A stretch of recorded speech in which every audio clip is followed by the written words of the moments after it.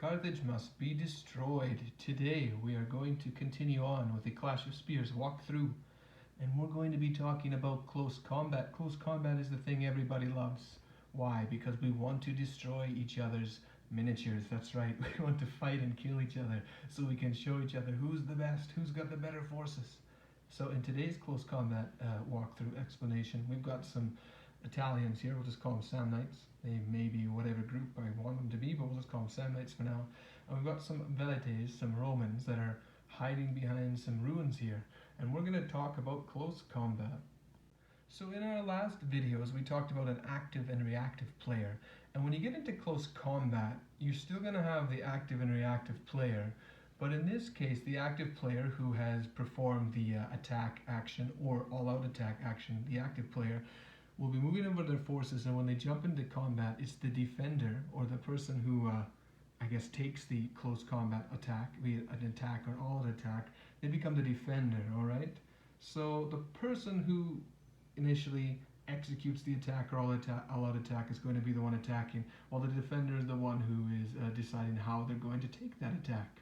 So let's just say that these guys have they've tested for their actions, they've successfully gone through any tests they had to do, and now they move up to do an attack.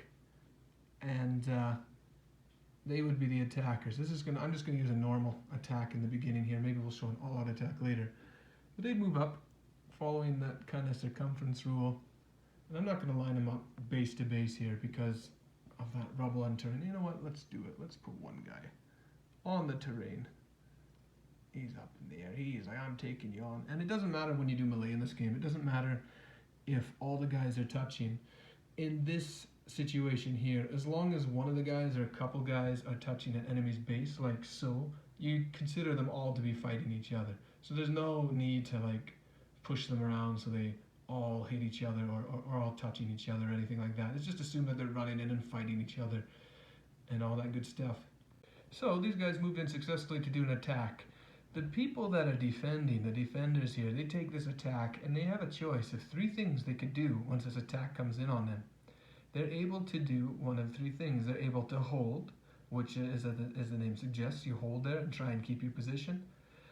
You can defend, and defend here is a bit more action-oriented, and it's going to be a little more of kind of a retreat in a sense, or trying to hold off more enemy attacks. There's different ways it works out, so we'll look at that.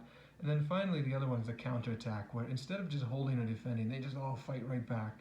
And that could be kind of taxing on their fatigue. It could be very tiring. So let's look at each of these here and how it works out in melee.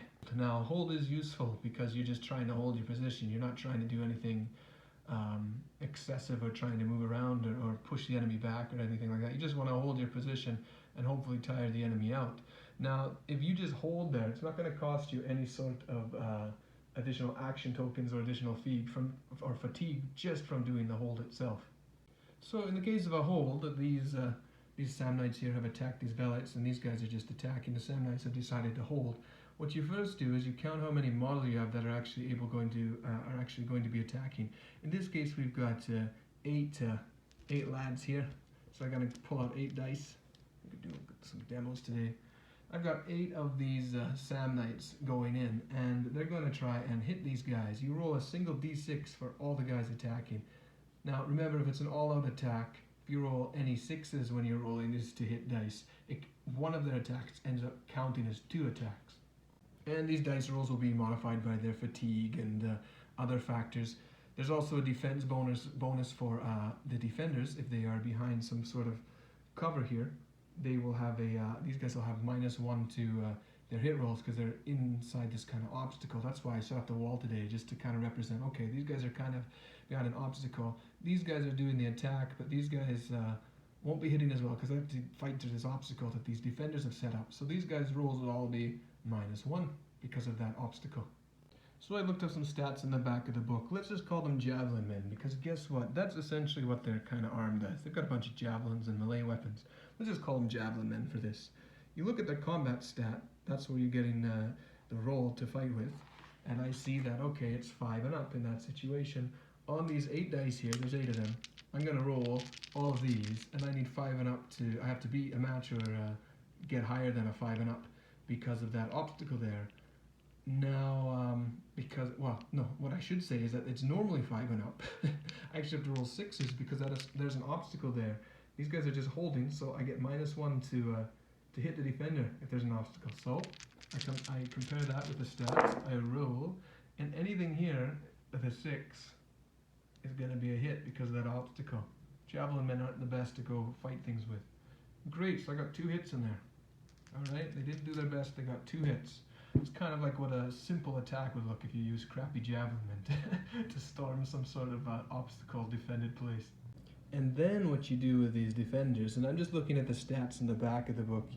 What you have to do with the defenders here in a hold is you take how many attacks hit, and then you have to roll 1d6 for each hit, and compare it to the defender's save value, which is 6 here.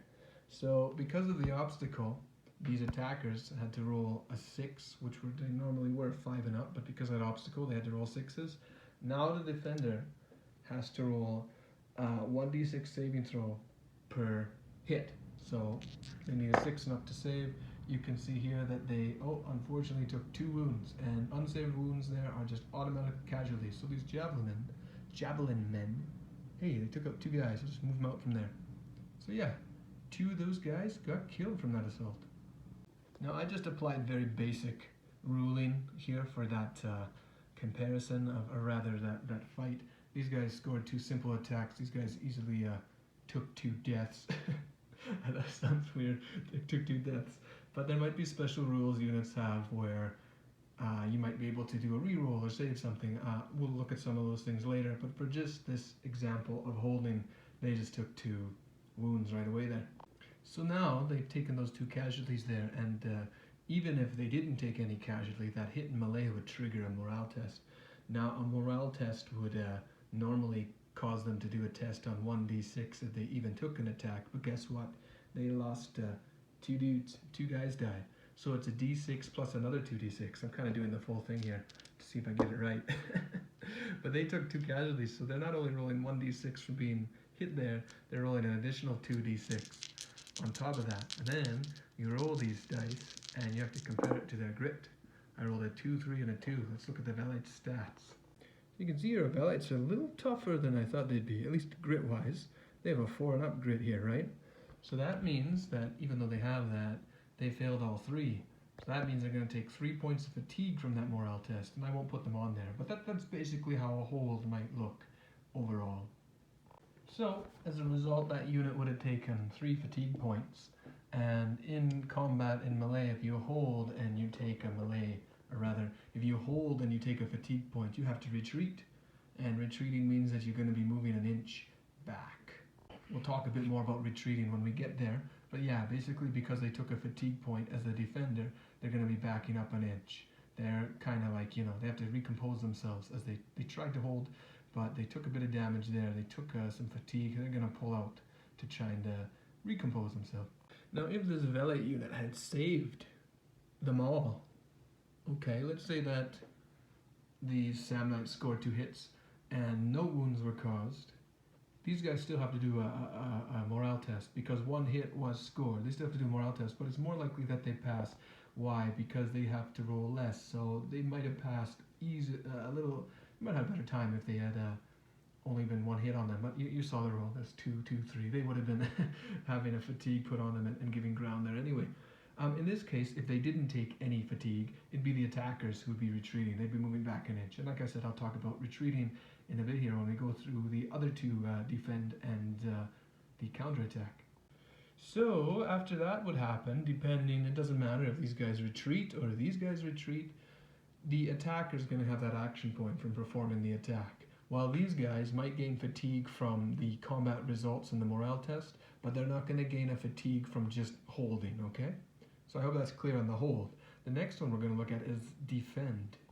Now, unlike a hold, if you defend, it's the defenders that are going to also accumulate an action token. So it won't just be these guys who are getting the action token from attacking. The defenders will also gain one.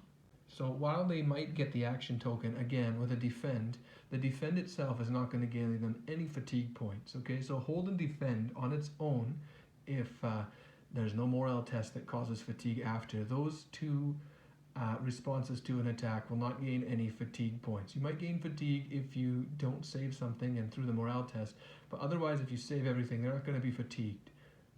Okay, so now in this case we have 8 of these Samnites, and we'll just use the same stats here again. I got 8 dice here, so these Samnites are going to come up here. They're fighting. They're using an action to attack.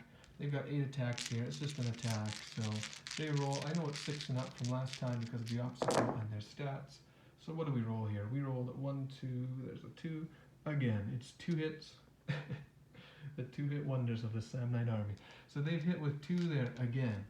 Now, I'm just going to assume, for the sake of this, that the attackers this time actually scored 5 hits. No, let's do 6. Let's say they got really good, really skilled this time. The attackers ended up hitting with 6 guys there, okay? Now, the defense is kind of cool here because you chose to defend instead of just hold. With the defend now, you can use the defender's combat skill to kind of, melee or they use their melee skill, their combat skill, to either parry or sidestep something. They're kind of using an action and their combat skill to add an additional saving chance against these hits. The one rule here, though, is that these guys only have, this Veleta unit only has 5 guys to do this with. You can't do more than what your unit has, okay? So there's 6 hits here.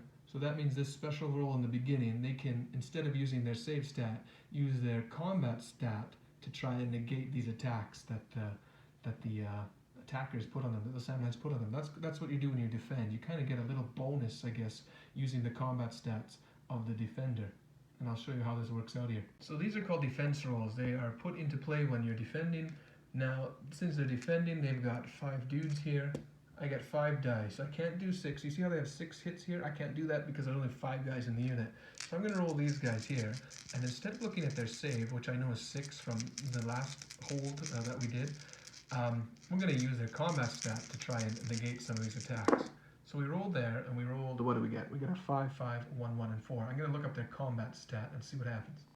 Hey, Velites aren't that bad at fighting. They're 4 and ups, right? Okay, that's nice to know. So using combat, not their save, they must have some skill in fighting, that these Velites here rolled 5, a 5, and a 4. So 3 of these hits just from that combat, that defense roll, were saved. 2 of them were not. Now this is where this other armor save, or rather just their normal save, comes into play. Now this is different than the defense roll, right? This is the same as the save hold from before. And the reason I don't just get 2 here, I get more. They saved 3.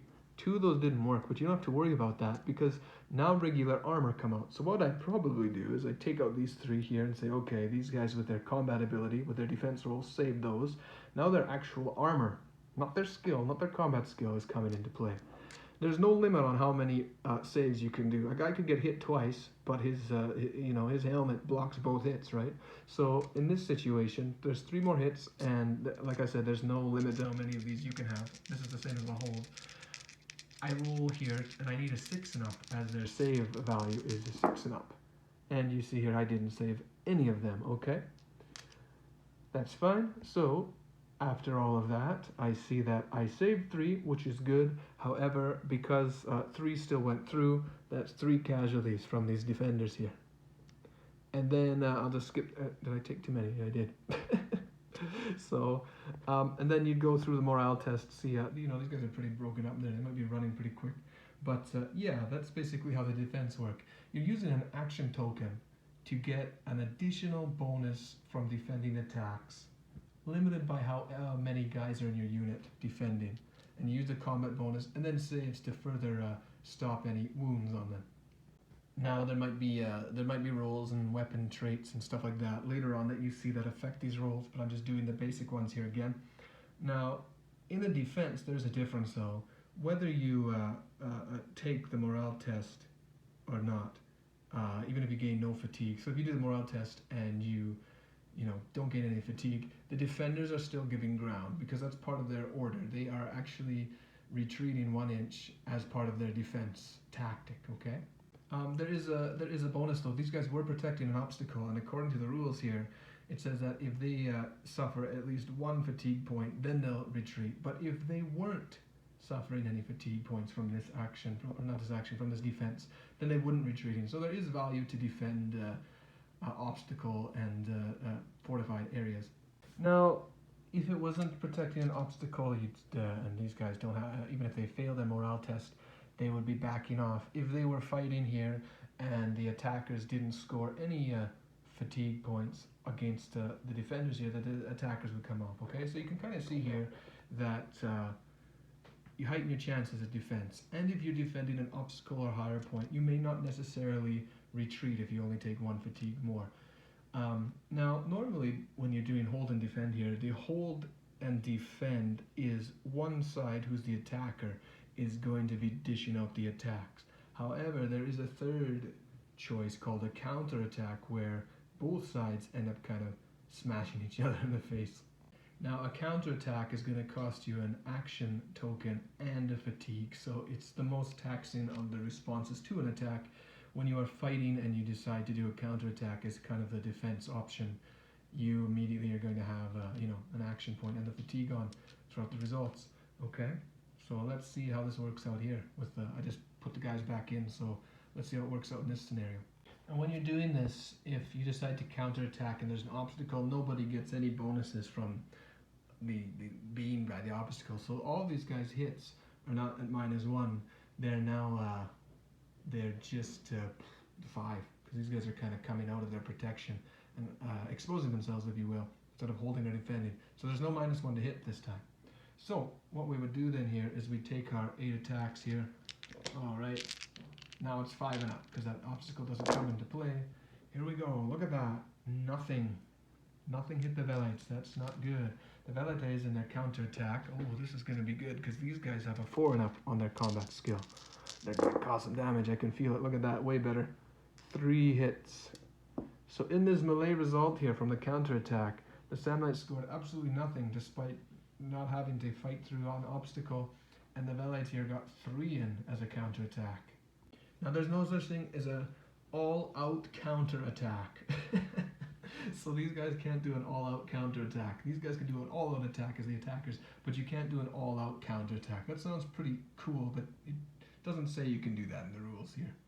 So these javelin men probably have some crappy save. I'm just going to say for simplicity they have a 6 and up save. Because of javelin men, I don't imagine they have anything better. Maybe they got nothing. I don't know. But let's just say they have 6 and up. They got shields and helmets and stuff. And they have to roll to see if anything's saved. That was a 3 there, nothing. So these guys would take 3 wounds here, and even if they didn't save them, they would still have to do the morale test because they took hits. Because they just lost 3 guys, it would be the morale test 1d6 plus another 3 for the wounds. And their grit is probably crappy because they're javelin men. Chances are they're going to take a whole bunch of fatigue from this. Now, if both sides had scored hits, in this case, only the Samnites would be doing a morale test because they took hits. If the Velites here also took hits, they would also be doing a morale test. So there's no one side did more hits than the other. They both would have to take a morale test and follow the results if they both took hits. But in this case, it was just the Samnites who were actually hit. Then after the morale test, you just say, okay, who's taking more fatigue points? Chances are, I won't roll them out just to get through this part here. Chances are these guys in the morale test would take more fatigue points than the defenders there, and then it would be the attackers here that would be retreating because they just took 3 wounds and caused absolutely not even a hit on these Velites here, despite having no obstacle in their way. They did better when they were holding and defending. So sometimes counterattacking, as you can see, is useful in that situation. A whole whack of javelin men got driven off by just 5 dudes. And then they add the action token and the fatigue point after the melee is over. I should mention that the hold and the defend and the counterattack, you add the action point or melee or fatigue point to the unit after that whole thing happens. So hold, you don't add anything extra. If you defend, you add the action token after, and if you counterattack after the melee, you put the action token and the fatigue point on them after everything's done. And that is basically all it is to the melee. You got one guy's attacking, they're rolling d6 based on the amount of guys in their unit. If they do an all-out attack, they're rolling 2 hits per guy if they roll 6. And Yeah, there might be some traits and weapons and different things that affect that, but that is the most basic of it. Now, to end this section, no, actually got a bit more than I thought. We'll end it soon. So I was talking about retreating here. There's some additional rules to retreating. If you retreat, you're moving an inch back away from the enemy. If you're allowed to, if for some reason you're not able to move an inch, like maybe there's a wall here, and these guys simply can only move like half an inch. If you can't move that full inch, that unit retreating takes an additional fatigue point, okay? So you have to be careful. Don't push yourself against the wall, or you're going to get all sorts of trouble there. Some units might have traits or something, part of them, that lets them retreat more than an inch. Now, it doesn't say you have to move that full inch in a retreat, but the option is there. It must be at least a minimum 1 inch from a retreat. And now, remember that a retreat here doesn't necessarily mean that one side won or one side lost. A retreat is basically following fatigue in the melee on who caused more fatigue from those combat results than that's basically it. Who got the fatigue based out of it, right?